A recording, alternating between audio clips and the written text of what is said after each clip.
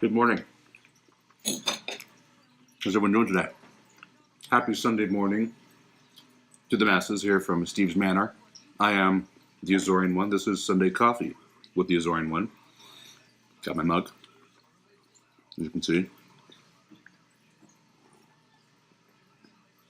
The boys are watching Guardians of the Galaxy, the animated series on Disney XD. Enjoying this coffee very much. If you saw on Instagram, you can tell what coffee I was drinking. Yeah. It's good. If you haven't, check it out after the show. So as stated, today, you might notice that I have a specific topic. The topic was broadcast on Instagram yesterday. And I'm wearing, as you can see, I'm wearing my Captain America tank.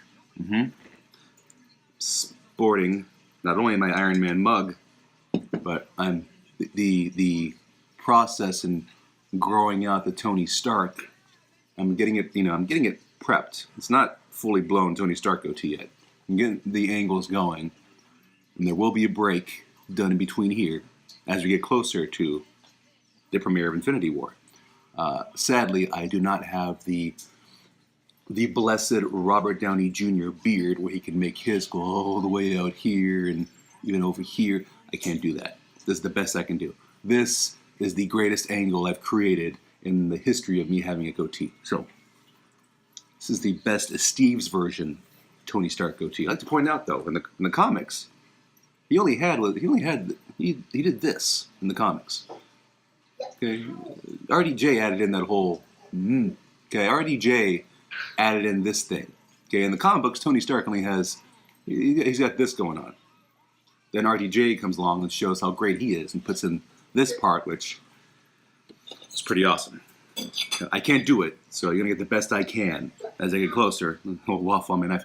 As we get closer, there will be the cut in between the goatee area there as April 27th approaches us. Anyway, I'm enjoying my Eggo waffles with syrup and natural crunchy peanut butter in between because protein. Right there. So, as I said, drinking out of the Iron Man mug, wearing my Captain America tank because today's episode I titled Cap's Burden.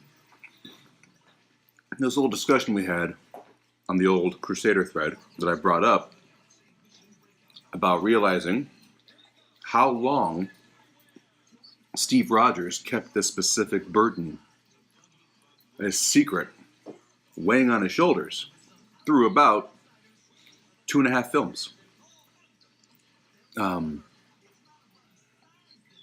After watching this, and you haven't watched much of the MCU, in fact, if you haven't seen Winter Soldier, Age of Ultron, or Civil War, you probably shouldn't watch this show right now because I'm going to do a lot of spoiling.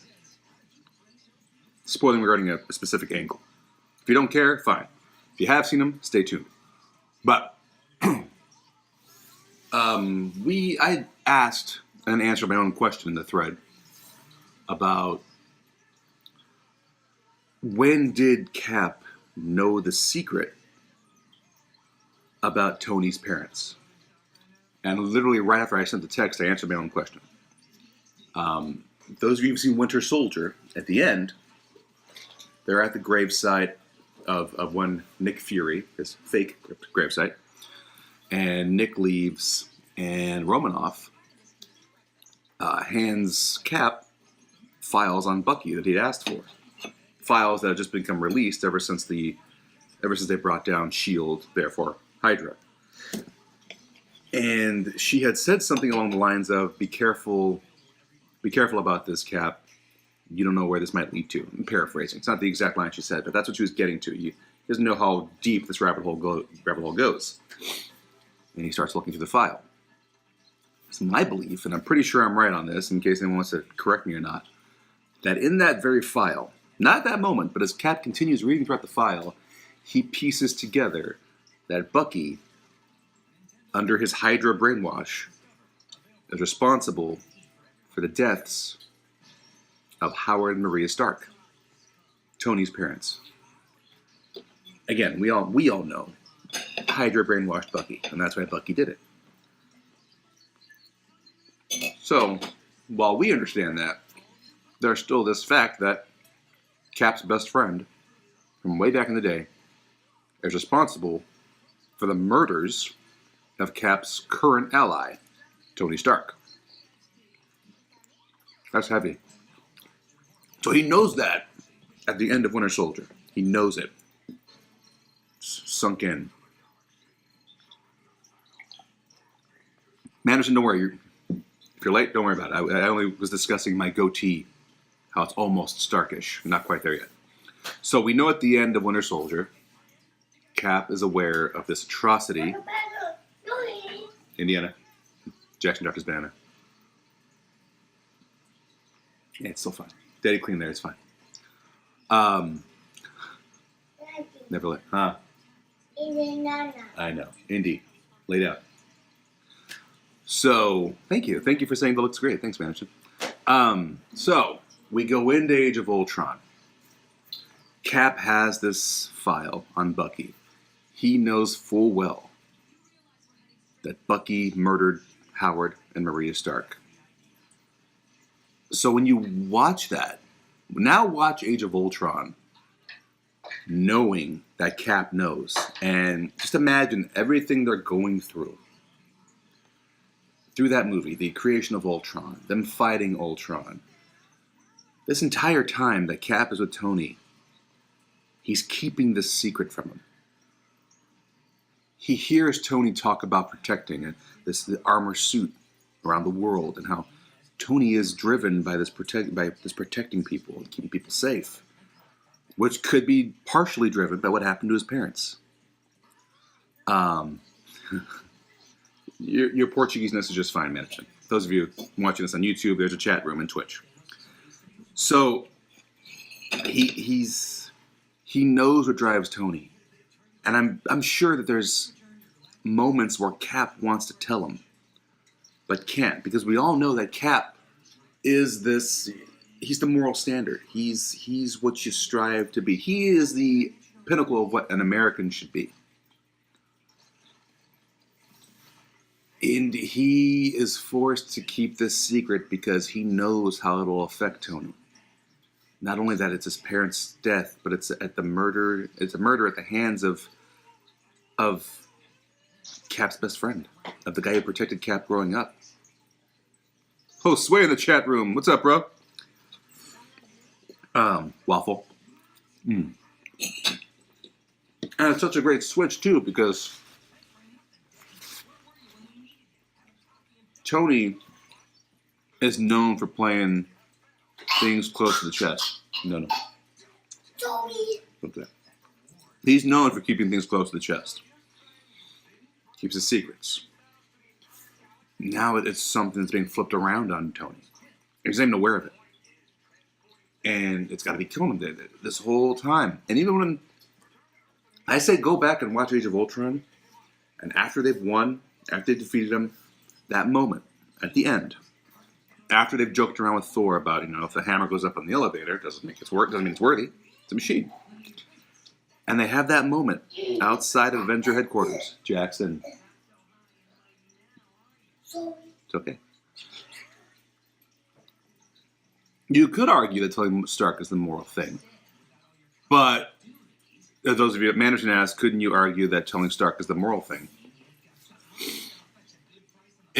That's a good argument. You're also arguing that you are keeping the truth away from someone who's close to you. I mean, given that they are stubborn and opinionated and have their stances, Tony and Cap are allies. They're buddies. They fight together. So, hold on one second. Go back over there. Say that.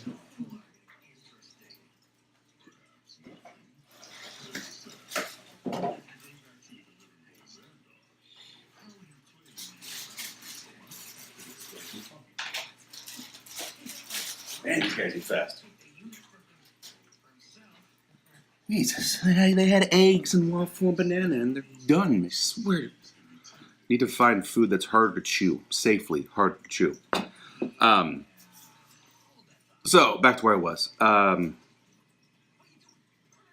Cap's always been upfront about things. Cap's always the one who's been upfront about everything. He's the one who's schooling Nick Fury about this isn't freedom. This is, about all the weapons they have and everything. So it's a test for him. And so we go through Age of Ultron. They have that moment outside of Avengers headquarters where they're talking, and they do have black holes in their stomachs. Sorry, yes. They're chatting, and if you watch it again, this is me looking into it deeper, maybe, or maybe the producers and director always had this in the back of their heads. There's that, moment of Tony and Cap outside the Avengers HQ, and they're chatting, talking about what's coming up next, what to do next. I'm gonna miss you, Tony. Stuff like that. And if you look, it kind of feels like there could be a moment there where Cap wants to say something, but doesn't. And, they smile at each other, say goodbye, and Tony drives off. Romanoff makes the joke about, them staring in each other's eyes, all that. But knowing what we know now, you can see that scene and be like, man, Cap, is he trying? Could he want to say something? Is he thinking about saying something but doesn't think it's the right time? When will the right time be to say something? They go on their ways. And then come the events of Civil War. And then maybe that's like when Cap definitely can't say something now because Bucky is being prosecuted on the news. People going after him. He's being accused of bombing and killing. Tony is on board with this accord that not only would have them all register, but also eventually they have to bring in Bucky due to the bombing at the UN. So now Cap really is dealing with even more of a burden because now this secret that you have, the guy who you're defending is now being chased by everyone. And now you're running out of ways to protect him. You know he's brainwashed. You know the guy Bucky is. You know who he really is. Okay, good. But no one else who knows what Bucky is like is around anymore. All the guys you worked with in World War II and everything, they're gone. All that's left of that era, or the people that were close to you anyway, is you and Bucky. So there's no one to defend your idea of Bucky Barnes. There's no one there to defend you when you say Bucky and I are buddies, friends for life. They'll hear what you say and believe you, but they haven't experienced it the way you have. So to them, it's just words, what Cap is saying. And Tony is dealing with his own emotions because he blames himself for the death of that young kid in Sokovia. Tony's always been about protecting us from the worst things, protecting us from this inevitable evil that's coming, which, with Infinity War, looks like Tony was right. Haha. Anyway. But he's driven by this. So now that he's signing on to the Accord, something he wouldn't have done back in like Iron Man 1 or Iron Man 2 or Iron Man 3, he wouldn't have signed those. The weight of this young guy's life being wasted or taken because of the acts that occurred in Sokovia, which the Avengers were trying to help. But Tony has this guilt on him, so he does something you wouldn't expect Tony to do, and he signs the Accord. And he becomes a proponent of it. And with what Bucky is being accused of doing, Bucky is now a target on the Tony Stark meter. So more weight onto Cap's shoulders. Great. Now, not only do I know that my best friend from back in World War II and growing up is responsible, although brainwashed, but responsible for the murder of the Starks, their son, who I've been working with for the past year, quite a few years, and have allied with and trusted, is going after him. And I gotta find a way to protect my best friend, but, try to deal with my current ally, who's now kind of my enemy, without letting this get out of control and out of my... It's Cap trying to keep control of something that he never wanted to know, in my opinion. He's trying to keep this secret that he would never want to keep. Had he not been, like you said, Manderson, painting himself into a corner. Cap is painting himself into a corner in this angle. You can't blame him. And that's what I love about Civil War so much, is that we all had there was all the advertisements of, choose your side, Team Cap or Team Stark, Team Iron Man, Team Cap. I have always said that, yes, 2016 was the year of frenemies. That's true. Both in Marvel and DC. The advertising, of course, and the marketing about picking your side was great. I always said that in real life, I'd probably side with Cap, but because Tony Stark is my favorite in the Marvel Universe, Cap is in the top 3. Calm down, Cap is in the top 3. I sided with him, so nah.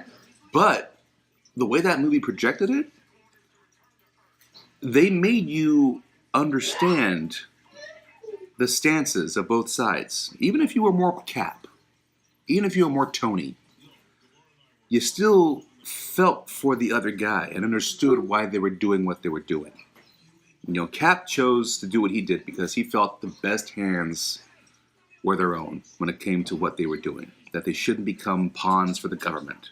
Because even if this government is good, what if the next administration is not so good? And now you got to fight for them and you don't have a choice. Cap's stance is absolutely understandable. You can also see Tony's angle. Tony believes, to use some of the words we're using around today in politics, we need more regulation. We're out of control. We're loose cannons, and we try to do good, but bad things happen when we try to do good. Maybe we're the reason more bad things are happening, because we don't have this restraint on what we can do. Understandable point of view. It's not a bad guy point of view. It's not an evildoer point of view. Tony's viewpoint is just as valid as Cap's viewpoint. There's no right or wrong answer, in my opinion, with these two. Both these choices have cons to them, which just shows the great writing that can exist in comic book movies. It's fantastic writing. So we've got that angle going, and everyone is stubborn. Everyone has their viewpoint, and everyone is stubborn. Let's admit it. Cap is equally as stubborn as Tony Stark. Different way of thinking, but equally as stubborn. They're opinionated, they're stubborn. Jackson, hey, Jackson, calm down. Thank you. So, equally as stubborn. Steve and Tony. Different options, different sides, equally as stubborn. Then we throw in that angle that it happens at the Zemo hideout.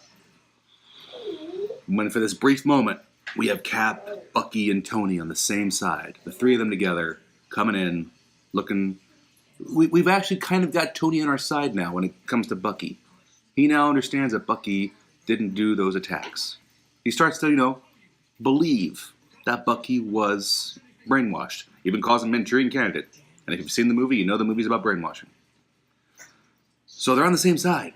Things are great. Then Zemo turns on that TV. That specific date in December of 1991. And Tony says, I know that street. I know that road. And that moment, when we all were in the theater, all the Crusaders, we were in the theater, packed house. And Tony says, I know that road. And we all start to go, I'm pretty sure David Barry was right behind me with his wife. And I'm pretty sure I heard David Barry go, oh God, no. Where it finally clicked that, we're about to see it. Not only are we about to realize that Bucky's the reason, but we see in gritty detail what brainwashed Bucky did to Howard and Maria Stark. Now, as I take my last bite of Eggo, because this is the big part here.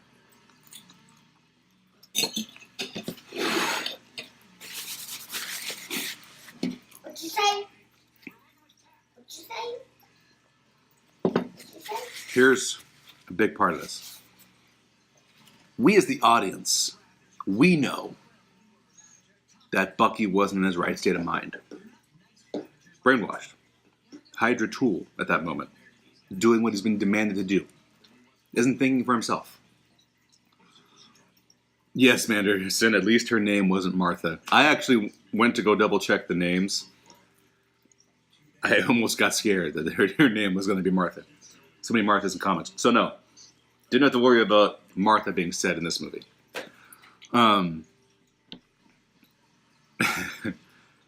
We know Bucky was brainwashed. We know the state of mind he was in. At that moment, though. Huh? Okay, hold on. Yeah, bud. Okay, wait. You have to wait, okay? You have to wait, okay? At that moment, Tony's not thinking that. Tony's not thinking rationally at that point. There isn't a part in Tony's head right now that's saying, oh, well, I know that's my parents being murdered and killed, but, Bucky wasn't brainwashed. Come here, Bucky, you're okay. No. For as much as Tony disagreed with his father, it was still his father. And if anything we learned come Iron Man 2... Not right now. Hold on.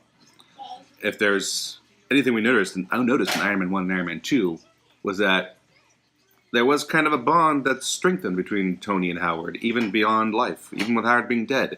That little video at the end of the instruction video that Tony's watching, where he finds out that his father left things for him because he is the future. That moment right there. Still take me to school, Dad. Still take me to school after all these years. So he even formed a bond with him after death. So now, you've just watched this maniac with a metal arm not only bash your father in the face repeatedly until he died, and then put him back in the car to make it look like it was a car accident that killed him, to then walk around to the other side and choke your mother. Choke the life out of your mother. I'm sorry, I don't blame Tony for acting the way he did. I tend to be someone who's a pretty rational thinker. And if I'm putting myself in Tony Stark's shoes right there, and I'm seeing this happen on video, there's going to be a moment where I'm like, I don't care if you were brainwashed, your hands have my parents' blood. Blank you, Bucky. I'm done with you. I'm done defending you. You probably didn't kill those people before, but I just saw you kill my parents. I want you dead. I don't care what Cap says. I don't care what Spangled Boy here has to say. Because now he's a Spangled Boy to me. And in that moment, where Tony is processing everything, and then he asks Cap, quietly, filled with rage, did you know? Cap now has to reveal that burden that he has had since the end of Winter Soldier, since throughout Age of Ultron, and throughout the entirety of Civil War. He has to look at Tony and then say, I didn't know it was him. Tony fires right back. Says a curse word, he can't say on Twitch. And then says, did you know? Cap admits to it. And right there, we see the whole plan Zemo had fought for. Tommy. We see the whole plan that Zemo had wanted take fruition. As former allies Cap and Tony go to battle over Bucky. So, at that point, I fully expected, of course, Cap to win, Cap to be victorious in this movie. But at that point, I'm like, I don't care what Tony has to do with Cap, but Bucky has to pay somewhat. Sure, he was brainwashed. Whatever, sure. Still gotta remember and put yourself in Tony's shoes. Just saw your parents killed by metal arm over here. I'm gonna let some rage out. And, boom. And the lasers and the... In the end result, I was happy with the way it ended. Cap is victorious, but if you think about it, Tony did get maybe his pound of flesh by blowing Bucky's arm off. I'm gonna say Tony got some payback. The best payback he can do in that situation. Fine, if you can't kill Bucky, well, you know what? Say goodbye to your arm. Sure, we know he gets it back later, but hey, Tony needed that right there. Tony needed Bucky to be put in a bit more pain. But yes, Civil War, we all knew it would be somewhat of an emotional story. If you read the comic books, you knew it was going to be emotional. Not that it would copy the same thing the comic books did, because MCU was on their own timeline. But you knew there'd be an emotional thing to it. And that whole last battle between Cap and Tony and Bucky,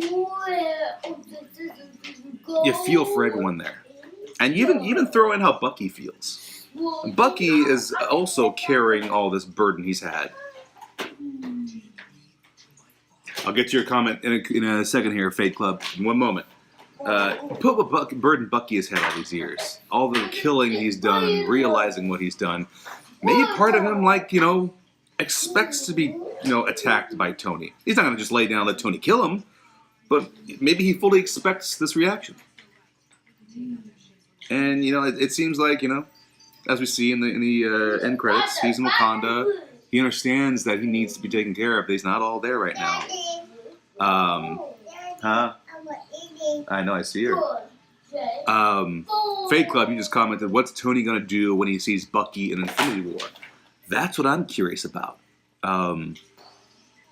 While we know that Cap and Tony had their differences in this film, that last scene where Cap sends the envelope, the cell phone, and the note, I view that as, we all know that was Cap. Cap's apologizing. Cap has said, I'm sorry, Tony. Cap now knows that secret being kept wasn't for the better. That maybe it would have been better if he did tell him earlier. But Cap, as strong and perfect of a soldier as he is, this proves he's still human. He's not perfect. I agree. I do think we need to have some sort of moment in Infinity War. I don't think they should just gloss over the fact, Bucky's back, no big deal, killed my parents. No. I'm hoping that maybe Tony has taken this time to realize. Maybe he's had his moment to breathe while he brings Peter Parker under his wing. Maybe he's had his time to breathe and realize that, hey, as much as it hurts, I know it wasn't Bucky that did it. It was Hydra Bucky that did it. And maybe they don't address to the fourth Avengers. Maybe that's possible. But maybe Tony has had time to think about it. And not that when he sees Bucky, he's going to be like, hey, man, bros for life. I don't expect that. I do expect an angry Tony who still realizes that he wasn't in his right state of mind. Just keep him away from me for a little bit. Just keep him away from me for a little bit. And I fully believe we're going to see... I want to see one more, bro team up with Tony and Cap. I don't want to see these characters go whichever way their fate takes them in the next two Avengers movies. Trying to still prepare myself for the fact that maybe we won't have these two guys ever again in Marvel films, which is tough for me. Because these guys are...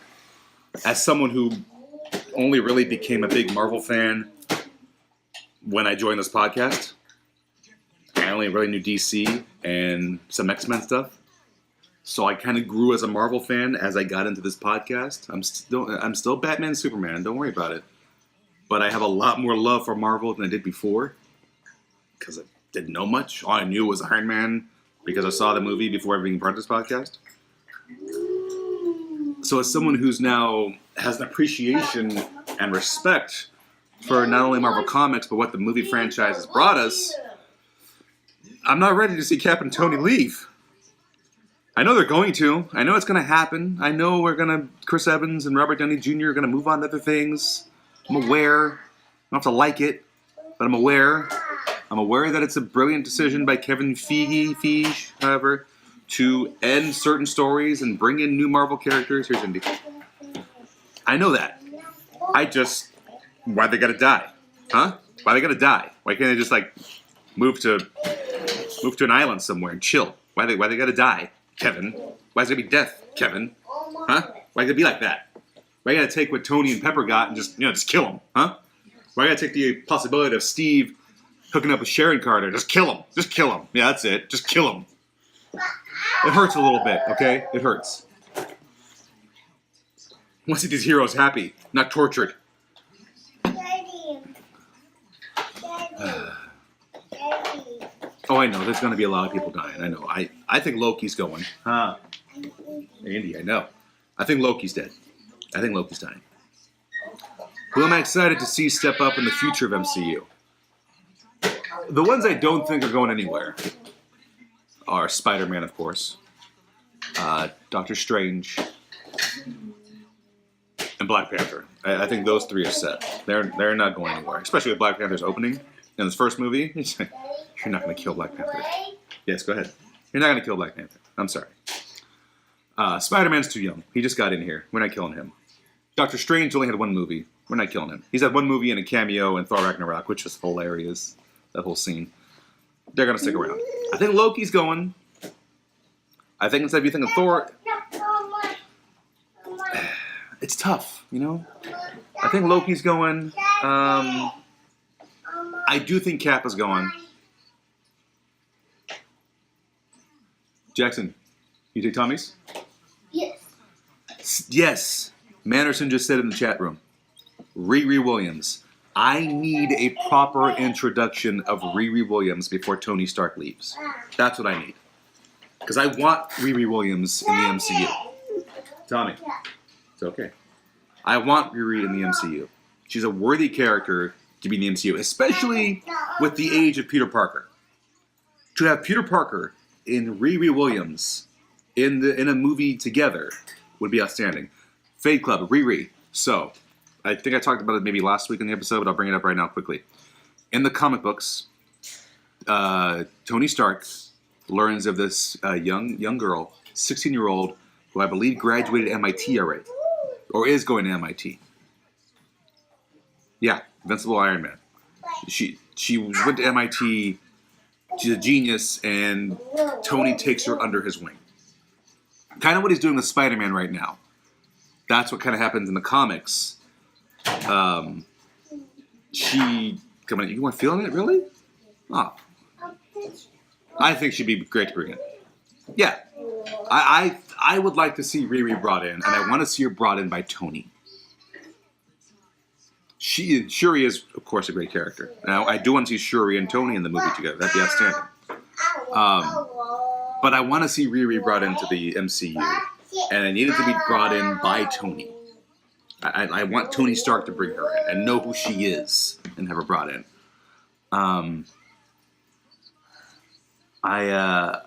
I wouldn't mind. It'd be nice. I wouldn't mind if they did to Tony what they do to Tony in the comic of Invincibles. The whole how he becomes Jarvis. AI Jarvis. I'd be cool with that. It's also a way of keeping Robert Downey Jr. in the MCU, but only working half the time. You know, he won't have to be on set. He could just go in the studio and do his voiceover and facial expressions, and he's done. His scenes are done. It's a way to keep RDJ without needing RDJ as much as you need him right now. So there's that, my opinion. I mean, originally my opinion was I would like to see Tony go into the Nick Fury role, where he's now the head guy behind the desk who doesn't go on as many adventures as he used to. Maybe once in a while put on the suit, but not as much often as possible. I go to a marches. Okay. So, there's that, my opinion there. I do want to see different types of heroes. I can't really name them all for you because, again, my Marvel knowledge is not as wide as everyone else on this podcast. My Marvel knowledge is of the people that are currently on screen as we speak. RDJ is irreplaceable. This is true. So yeah, my number one and number two options is that number one, RDJ just becomes a Nick Fury type and he's not as in many adventures as before, or have him become the Jarvis for Riri Williams' Ironheart. I'm excited for Captain Marvel. I'm excited for that, to see what part she plays with this whole Infinity War aspect. Not in the third movie, but after Infinity War. But, yeah, that was my heavy dosage and discussion about the burden that Steve Rogers had leading up to Civil War. I felt it was well done. I felt it's interesting to see how far back it could go. Yeah, exactly. Tony being the Nick Fury role, it keeps him around. He doesn't have to do as much as he used to, but he's still a part of it. Since we've already heard that Chris Evans, I think after Avengers 4 is done, which is sad. Didn't want to see him go, but I get it. I wouldn't mind seeing Sam Wilson become the next Cap. That'd be great. That'd be another comic aspect to follow. Sorry, answer a question in the chat room. But yeah, the angle of Cap knowing this secret and keeping it to himself throughout everything they've gone through, all the way to the very end of Civil War, is what I believe one of the best hidden emotional, personal angles in the MCU. Paints Cap into a corner, like Manderson said. It brought out the humanity that is inside this super soldier, the possible error in judgment that he made in keeping this secret, because in the end it did affect both his friends. Ta-da, indeed. Daddy, I brought a marshmallow. Good job, buddy. It did affect both his friends. It affected both Bucky and Tony. Now, granted, with that last moment in Civil War, maybe we've made amends because of that letter that Cap sends him and gives him the phone and says to call me whenever you need me. And it does show Tony receiving the call from, oh man, boy, do I forget his name. Guy who tried to hunt down the Hulk. You know what I'm talking about.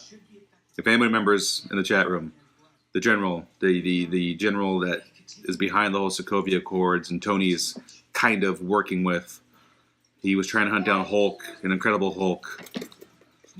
I know the actor's name, William Hurt. I can't think of the character's name. IMDb when you guys get a chance. Usually I am the IMDb. There we go, Ross. Thank you. Ross. Daddy. Terrence Ross. Daddy. It's okay. Fade Club, thank you for that. Terrence Ross. When he calls in at the end, Tony does what Ross hates and puts him on hold. So Tony's aligned with Ross, but not buddied with Ross, not wanting to be with Ross. And that moment, when he gets that letter from Cap, and during the letter, puts Ross on hold, to me, symbolized that, hey, Cap and I had a disagreement. Didn't go the way we wanted to, but he's still Cap. I'm still Tony. We're still kind of on the same side. So he puts Ross on hold, finishes reading Steve's letter, and Steve has left him that phone that if you ever need me, you'll know how to reach me. So I have hope that this guy and this guy mesh once again in Infinity War. Even if they do gotta go, even if they do have to go and leave us, I want one more bromance team up between Rogers and Stark. Even if it's over like a headset, if they're if they're in different areas of the world or the universe, and they have to communicate, even if it's just done through headset, through comm, I'm cool with that. A few lines back and forth, bros for life, Avengers till we die, Bad Boys for life. That's a different movie entirely. Also enjoy that movie. But yeah, that's what I'm hoping for, because I do enjoy the relationship and alliance between Rogers and Stark. And that's just because they're in my top three. Those of you wondering, Tony's my number one. Steve's my number three. Number two is Mr. Matt Murdock, Daredevil. Sometimes I feel like flipping. Sometimes I flip-flopped with Cap and Daredevil, depending on my mood.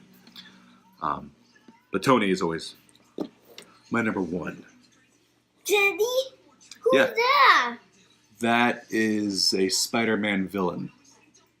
I didn't catch the name. It's not Venom. It's not Goblin. It's not Shocker. It's Spider-Man. not Doc Ock. It's somebody with Doc Ock tech, but it's not Doc Ock. We'll find out after the commercial. We'll find out. Marvel's Spider-Man animated series. No, this is Jackson. Right there. Now you like looking at yourself at the camera. You try to take a picture of this kid. He won't look at the camera. Now. Oh, now he wants to look at the camera. Yeah. Oh, selfie, no problem. Yeah. Now you want to look at the camera and smile. Why can't you do this when we take pictures? Why can't you do this when we take pictures? Yes. Anyway. New white-orange stripe belt and Taekwondo over here. This guy. Future SHIELD agent right here. SHIELD or League of Shadows. We haven't decided yet. One or the other. He does seem to be more Marvel growing up right now because Daddy has supplied with him with plenty of Marvel toys. Sorry. Those of you who are thinking I'm going against my DC roots, I'm letting the kid decide. And he likes the Marvels, okay? So that kind of concludes my main topic of the show today. It was one of my heavier episodes to discuss emotions. I'm going to give credit to the two guys in my peanut gallery because they were quieter than usual. Still think the quietest episode they've had was the first episode. This was new. Now they're used to it. Just come walking up with syrupy hands. Yeah, boy, that's going to be trouble. So I hope you guys enjoyed today's heavy episode of Cap's Burden. Winter Soldier, of course, is my favorite in the Marvel Universe. Civil War is a great film, but I love Winter Soldier due to the fact that it is both a fantastic comic book film and also a thrilling spy film. Mm-hmm. A thrilling spy film. What are you doing? This is not your show. Get your own show. Get your own Sunday Coffee with Jackson. Okay, that's enough. Okay. I know. Winter Soldier works for me as both a comic... Okay, that's enough. Come on. Stay right there. Works for me both as a comic book film and a spy thriller. So that's why, for me, it's my number one film. Hey, you gotta wait, okay? Okay. Oh! You okay? I'm okay. I didn't push him, I swear to God. If you call anyone, I swear I'll find you. He's back. See, he's fine. Look. See? Thrilling spy film. Loved that film. And that's why it's my number one. Iron Man, the first one, is my number two. I think I have Guardians as number 3. Black Panther as 4. And Avengers as 5. That is my top 5 Marvel films right now as we speak. So, Avengers, Black Panther, Guardians, Iron Man, Captain America, and Winter Soldier. There's a random breakdown for you. So, I recommend going back and watching that emotional angle that exists in those movies. I recommend going back and watching Winter Soldier, Age of Ultron, and Civil War. Watch those 3 and watch it with that idea in the back of your head that Cap, from the end of Winter Soldier all the way through, is keeping that secret because he thinks it's the right thing to do. Whether or not it's the right thing to do, you can debate amongst yourself. But you see how it turns out for both of them, for both Tony and Cap and Bucky. So, enjoy it. It's for a comic book movie, it's quite emotional. It's quite a great angle to play, and it shows that comic book movies are more than just fun and action. They can be dramatic, emotional pieces. So, on that note, What? say bye to everybody. Say bye. Bye. Good job. On behalf of Jackson Esteves and Thomas Esteves, who's off camera right now. Oh, It's the guy yelling that he wants down. That was Thomas. On behalf of Indiana Kihei Esteves, the boxer, don't do that. And our cat Cal, who's hiding in a corner somewhere. I am the Azorean One Anthony Esteves. For the Capeless Crusaders, I bid you all a great Sunday. And until next time, challenge your thought process, like Madison said. Until next time, yeah, goodbye. Word to say? You got something to say? No? All right, well, peace in our time.